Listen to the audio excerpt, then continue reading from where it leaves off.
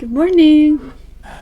Hi cubies and newbies, I'm Sunshine and this is the ABCube method for solving Rubik's Cubes, and it works on other puzzles as well, but the cube is much simpler than the Minx.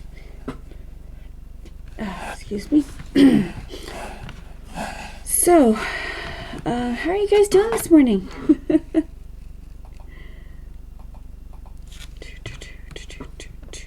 Alright, so let's see. We start with corners. Formula A brings pieces to the top. Formula B moves 3 pieces around. Every cube has 8 corners, so no matter which cube you have, we can start with the corners. You don't have to wait for so they all have corners.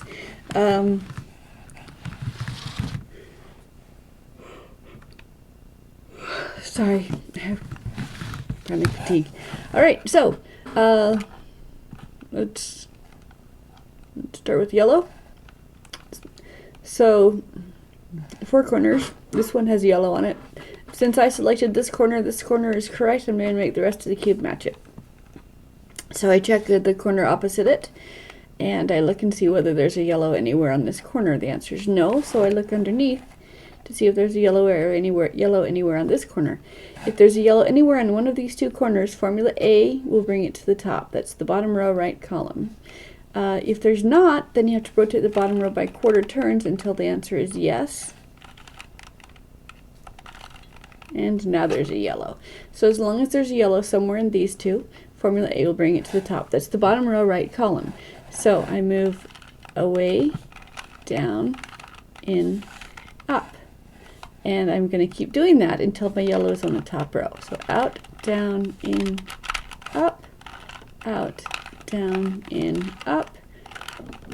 Because if you do anything to a cube enough times without rotation, it will go back to the way it was, to its origin state, scrambled or unscrambled. So when the yellow's on top, slide the top to protect it, keep it out of the way and protect it. And then we're going to look at this corner.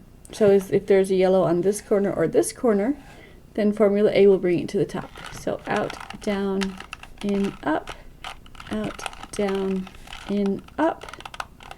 And when the yellow is on top, slide it out of the way and work with a not yellow on top cube. So as long as there's yellow in one of these 2 places, Formula A will bring it to the top. Over and over and over. All right, so yellow's on top on these. Let's do yellow on top on these. So here's a yellow. Oh, the yellow's already on top on these ones. Okay, we don't need to do this one. Do yellow on top on this one. Yellow's on top here. There's no yellow on this corner, no yellow on this corner, so I rotate the bottom by a quarter turn. Now there's a yellow. Formula A will bring it to the top. So out, down, in, up, out, down, in, up, out, down, in, up, out, down, in, up, out, down, and up. Slide the top to protect it and keep going. There's a yellow. So out, down, in, up, out, down, in, up. Keep going. And it will never be more than 5 because 6 gets you back to start. Okay, so yellow's on top on that one, yellow's on top on this one, yellow is on top on this one. So when yellow's on top, then we look to each color. Each corner has 3 colors. Wait a minute. Let's see here. Okay, so hi, I'm Sunshine. If you just joined me, this is the ABCube method for solving Rubik's Cubes. I published it online in 2020. And it works on every size Rubik's Cube. You don't need to have you don't have to know standardized notation. You don't have to learn what all the terms mean. You don't have to learn what all the permutations are. A and B is all you need to solve every size cube. Formula A brings a piece to the top. In this case, we've just done the yellow corners, but not for this one. Let's see, let's finish there. So if there's a yellow on one of the two corners here, then formula A will bring it to the top. I don't just take one cube and go from scramble to solve, because I'm trying to take into account that your cube might look different than mine, and want to make sure that I'm answering your questions that you haven't asked yet. So if there's a yellow on any one of these two corners, then we can formula A will bring it to the top, and if there's not, we have to rotate the bottom by a quarter turn until there is. So there's the yellow, okay, and then formula A until the yellow is on top. Okay, and so when the yellow's on top, then we look and see whether the sides are correct to each other, because the corners have three colors. We've only looked at one so far. So now we look at the other corners. We see that to see if they match. Orange does not equal red, green does not equal orange, blue equals blue, and red does not equal green. Now when you're looking to see if they match, either all of them will match, like this one, or none of them will match, which I don't have one like that, or one of them will match. And if none of them match, it doesn't matter which way you hold it, because you're going to do the same thing as if one of them matches, and then when you're done, one of them will match. But if one of them does match, you hold that cube, the side that matches, you hold it so that it's facing away from you, as if it's headlights and you're driving the car. So, and then we go to formula B. Will move three pieces around. So, top row, two columns, real easy on the 2x2 because there's only two columns for you to choose from. So away, up, in, up, away, down, in, down, and it moved three cubes around. Formula A to bring already know that formula A will bring the yellow back to the top, so we're going to go right into formula A and bring the yellows back to the top. When the yellow's on top, slide it out of the way and keep going with this one. When the yellow's on top, slide it out of the way, keep going. And now, because we moved three of them around, now the corners match to each other. So these first four corners are correct to each other. These four corners are correct to each other. These ones, again, they're not correct. We have one match, so it faces away from you. And formula B. You notice every other row is horizontal, every other horizontal is the reverse of the one before it, so it's a mathematical zero. So you slide first up, reverse the slide second up, slide first down, slide second down, and then formula A to bring our color back to the top.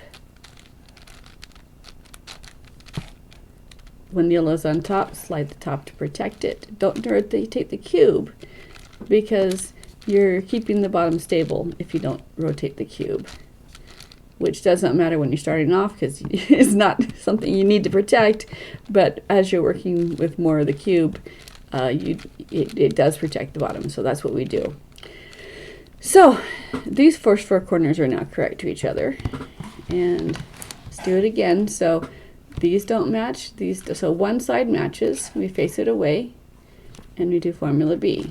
Slide up, slide up, slide down, slide down.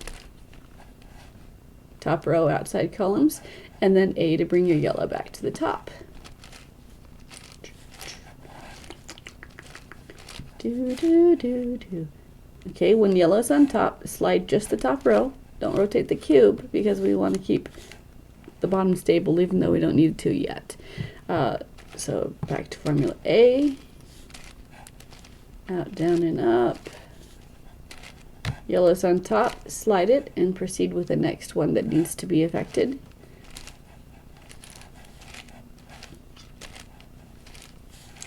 And yellow's back on top, and the corners are correct to each other. So that's the first step, is to get an active color on top and the corners matching each other. And then we proceed, after you've got the first four corners, then we're going to do the second four corners. You don't have to, you can do whatever order you want, but eventually you're going to get to where you have to do the second four corners, so let's do it. So Yellow's done, and put it face down. I'm going to abandon the yellow because I know it can take care of itself. So the color opposite yellow is usually white, but let's make sure. Yes, each corner has a white on it. So white is my color. And I'm going to do the second 4 corners the exact same way I did the first 4 corners, because formula A and formula B is not going to mess up the bottom. So it'll just it will take care of itself. So formula A to bring the white to the top. Out, down, in, up, out, down, in, up, out, down, in, up, out, down, in, up. Now don't look at your yellows yet, because if you do, you're going to see that it's, oh no, it's scrambled. What did I just messed up? No, you didn't, because you're in the middle of doing a formula to bring the whites to the top. And as long as you don't turn the cube while you're doing that, the yellows are going to resolve themselves. So white's on top, slide the top and only the top to protect it, keep it out of the way. Keep going with A for this cube until it's white is on top. Out, down, in, up, out, down, in, up, out, down, in, up. And white is on top. Slide the top only to protect it and keep going. White's on top, slide it out of the way, keep going. And when white's on top, then you can check out your yellows and see that, yep, they're still happy. So we check to see whether any of the corners match to each other, and one side does, so it faces away. Do formula B, slide up, slide down, and then formula A to bring your white back to the top again.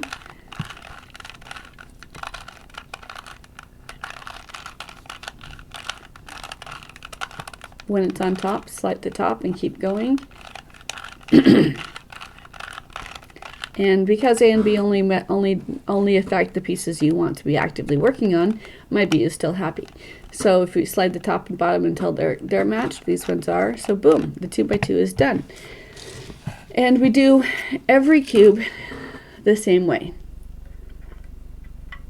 So you don't have to memorize dozens to hundreds of algorithms and which algorithm does which thing and in which order to do the algorithm, so you're not undoing things you've already done. Formula A does it all. Formula A and B does it all. So looking here, so our yellows are done. Put it face down. Our whites are already done, so we can move to the next step on this one. So we'll set that aside. Yellows face down, and bringing white to the top, because each side has a white. So I bring white to the top, out, down, in, up, out, down, in, up. Again, don't look at your yellows until you're done bringing the white to the top, because they will trick you. They will look scrambled, but because A is always done in multiples of 6, because that's how the cube works, the rest of the cube is not going to be affected. Slide the top.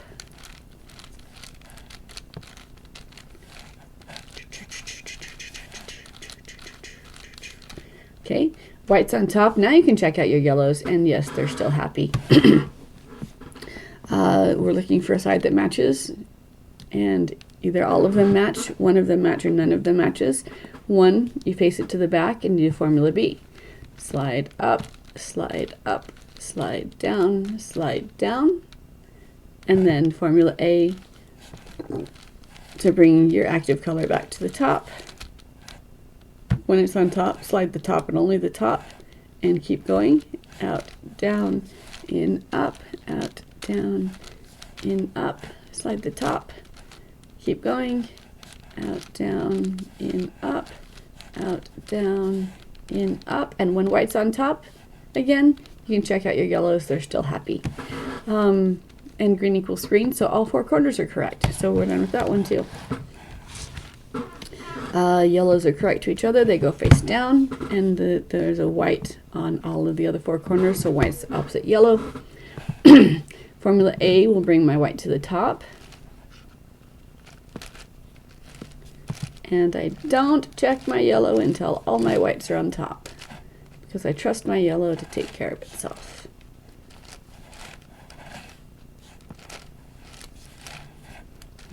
slide, keep going, formula A,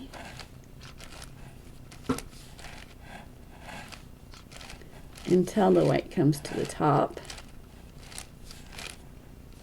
and then slide it to protect it, and keep going on the any piece that doesn't have, any corner that doesn't have white on top.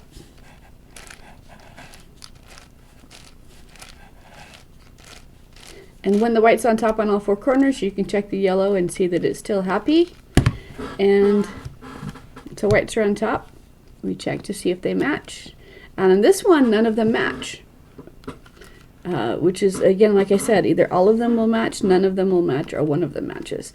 If one of them matches, it faces away from you. But if none of them match, it doesn't matter which way you hold it. You're going to do formula B and A again. And when you've completed that, one side will match. So slide, and when one side matches, then you know which way to hold it.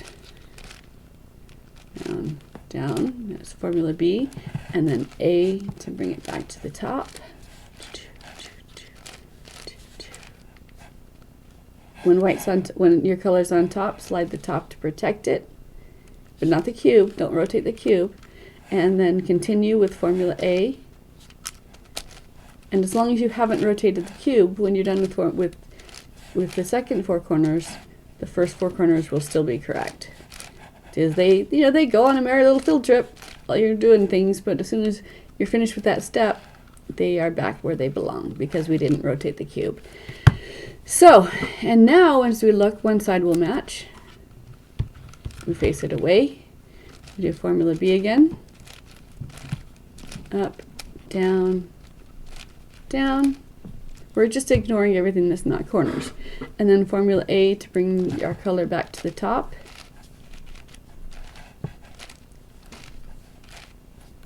Slide, keep going.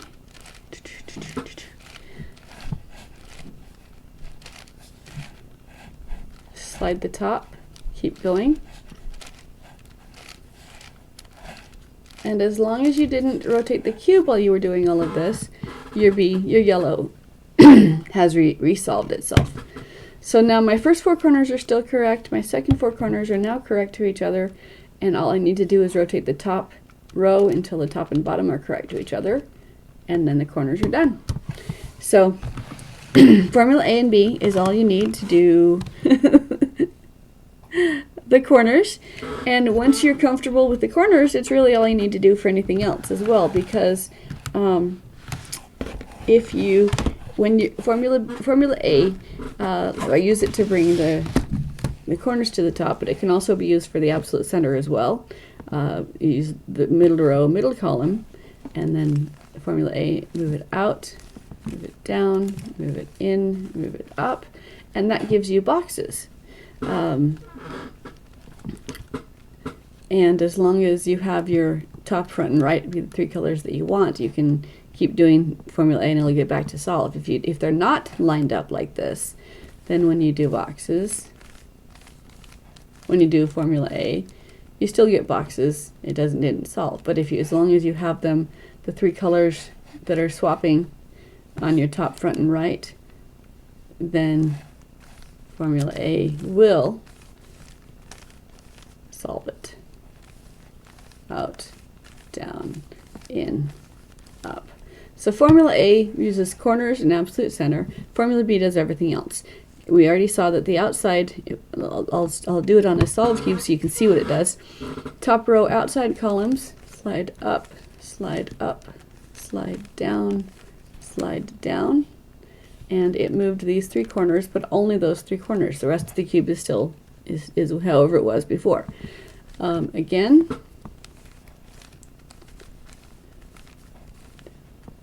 it moved them again. So you don't have to have one algorithm for moving them clockwise and one algorithm for moving them counterclockwise, because you don't have to take time to look and see which one you need. And remember which one that is. You just have to do formula B, and if once doesn't solve it, twice will. So you're saving inspection time by just moving right into your algorithm, right into your formula. So outside columns, top row outside columns works the corners, and for the outside and inside is going to move an edge piece. that one, let's say this column, down, down, and it moved these 3 pieces around. The rest of the cube is still however it was. Again, up, up, down, down. Now you don't have to memorize which 2 columns do which thing. All you have to do is select the piece that is incorrect that you want to move, and the two columns that you're going to be using are where the cube is to begin with is the second column, and where it wants to end up is the first column. So if it's going in this direction, this is first, this is second. If it's going in this direction, this is first, this is second. So the cube itself tells you which column you want to move. If I did it with this one, if I did it with these 2 columns, this is the piece that would move. So first column, second column, up, up, down, down. Okay, and if you use 2 inside columns, then what happens is you're still moving 3 pieces around, but the cube itself still dictates which your columns are. So the first you line it up so that something is advantageous to come down, and then this cube goes up. This is the column that this cube is in, goes up. The top row moves it to a separate column, and that becomes your second column, so that goes up. And then reverse to down, reverse, and down. And so at the top, you've just moved these 3 cubes around. It looks like 2 cubes because 2 of the cubes are the same color, but it's always moving 3 cubes. Just line it up, up, slide to a different column, second up, reverse, down, reverse, down. This is not a speed solving method. It is not a fewest moves method, but because it works on every size cube, it is, I believe, the easiest one to learn. When I teach it, takes total teach time between 1.5 hours to 2 hours in real life. And at that point in time, you can pick up, my students can pick up any cube that's in any state of scramble and put it down solved. They have the confidence to do that. They know that they can. And the only tricksy thing that could possibly be confusing is parities. Parity is where it looks like there's 2 pieces and only 2 pieces that need to switch. And so formula B moves 3 pieces around. If there's only 2 that need to move, then it gets confusing. However, the parity is a lie. It's not. The cube is honest, and the parity is a lie. There's always 3 pieces to move, and if it looks like there's only 2 pieces to move, be they this one wants to be here, this one wants to be here, or this one here, this one here, or this one here, this one here. It doesn't matter what the parity looks like. If there's 2 pieces and only 2 pieces to move, it only shows up on the corners or the edges. The centers, it's impossible for that to happen. But so when you're working from the outside in, if you see that once you see that parity, you know that the third piece, the piece that you don't see, is the row that touches that parity, the inside row that is with doesn't show up on the 3x3 because you can see that the center is aligned properly. Once you move to invisible centers with larger cubes, you don't know that it's aligned properly or not. For example, with the void cube, you can get a parity because even though it's a 3x3. So if you have a parity, the row that touches that parity needs to be rotated a 1/4 turn. And then at that point in time, you no longer have 2 pieces to move, you have 3 or more, and you already know how to move 3 pieces. So you do have to, if you've done your centers first, which I don't recommend, but most people do it, if you've done your centers first, you are going to need to reset your centers after that 1/4 turn. But if you've do the centers last, it doesn't matter, same amount of time. And so I always do my centers last so that when the parity shows up, 1/4 turn, it's done. I don't have to worry about parity algorithms. And that's it. That is in a capsule how to solve absolutely every single Rubik's Cube, every n by n by n cube that there is. So instead of having to learn these algorithms for 3x3 and then these algorithms to make a 4x4 look like a 3x3 and then solve it like a 3x3. That's just double solve. Why would you solve it like a 3x3 and then solve the 3x3 when you can just take each piece, take any piece that's incorrect, throw it in the direction it wants to be, and lather, rinse, repeat until it's done. You're actually increasing your probability of having a parity if you work from the center out and pair up your edges. So if that's what you like, if parities are fun for you, keep doing that. Oh, let's see. Who's watching me? Who's all here? Hi, if you've just joined me, I am Sunshine, and this is where I teach my method of solving the Rubik's Cubes. It is the most recent unique method for solving the Rubik's Cubes. It's not an adaptation of someone else's method. This is I teach complete non-cubers how to solve the cube in about an hour and a half to 2 hours total teach time. So everybody's shy today. Everybody's getting ready for their day. So thank you for letting me ramble in the background. I appreciate your time, and I will be, so the corners are done. I will do more when I come back tomorrow, unless you guys want to chat with me, because it's teaching the cube is a lot more fun than monologuing. But this is what's fun. This is my passion. This is what is fun for me. So thank you for joining me today. I will be heading out now. I'll be back tomorrow. I'm here every weekday morning and Saturday morning and Friday evenings. So I am set up to teach in real time. So if you have friends who just want to know the secret, they don't want to spend months learning all the algorithms and all the language and terminology, they just want to know what the secret is, bring them here. We can play. This is the secret. So you guys go have a great day. Be nice to yourself, and I will be back here tomorrow. Thank you for joining me.